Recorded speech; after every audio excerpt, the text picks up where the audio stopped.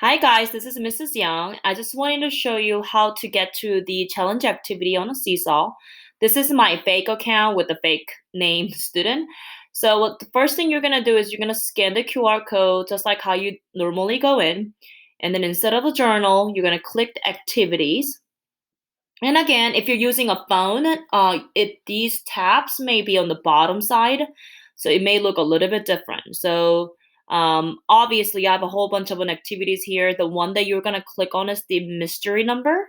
You're gonna see that under the activities, and you're going to click on the add response, and you're gonna click your name. So obviously, I only have a fake student, but you're gonna see your name, and you click your name, and then this pops up.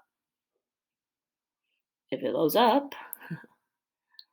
A little bit more time. Okay, there it is. Okay, so on the right hand side, you see number 1 through 5. On the left hand side, you have a text box, microphone, so you can record your voice. You can take a picture, add a picture, and the other more tools. But mainly, you're going to be using these tools on the bottom.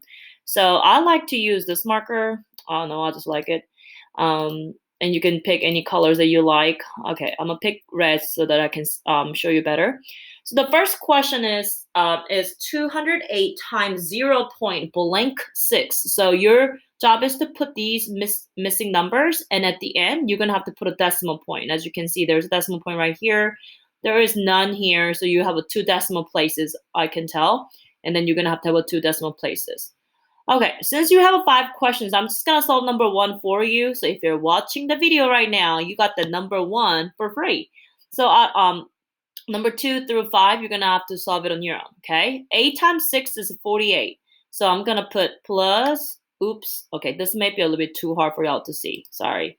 Okay, I'm gonna change the color. Okay, plus 4. Okay, 8 times 6 is a plus 4, and then 0 times 6 is 0, and 0 plus 4 is a 4. Okay, so that's where the 4 is coming from. 2 times 6 is 12. Okay, perfect. Okay, we got everything that we needed. And then now I'm gonna go to the next one. Okay, so the next line is the second line right here. But remember, when we do the second row, we're gonna have to add a 0. Sometimes we call that as a lay an egg, right? Okay, 8 times something is giving me 8. All right, well, 8 times 1 is 8. So let me see if it will work. Okay, 8 times 1 is 8. 0 times 1 is a 0, but it says 4. So, it's not going to be 1. So you see that how it can be different number. So let's think of all the other 8 multiples of 8 and see if I can get 8 as the ones place. 8 times 6 is 48, like we figured out before.